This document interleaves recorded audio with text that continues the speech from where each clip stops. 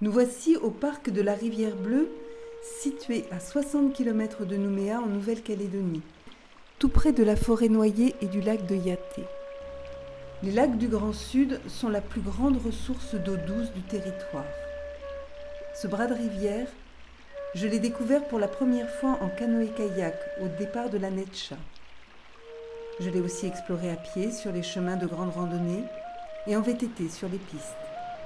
Netcha, cela signifie jardin de la rivière en langue kanak de l'ère coutumière Djoubéa Kaponé.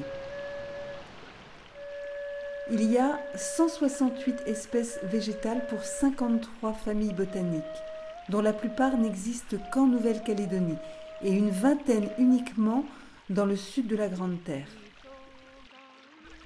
Ce fort taux d'endémisme est dû aux caractéristiques du sol, où le plus profond de la terre s'est retrouvé à la surface. Très riche en métaux, il contient peu d'éléments nutritifs.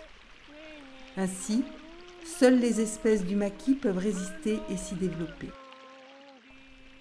Voici l'arbre à bouchon qui a toujours les pieds dans l'eau.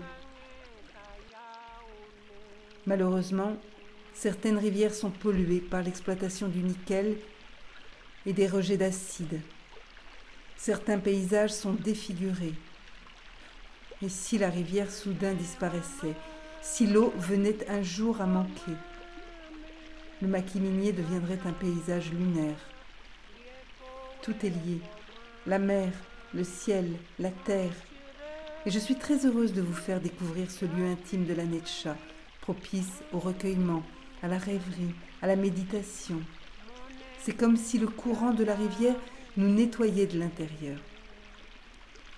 Une nature protégée qui défie les puissances industrielles de la mine, cette source-là est aussi notre principale ressource. La la la la la la la la la la la la la la la la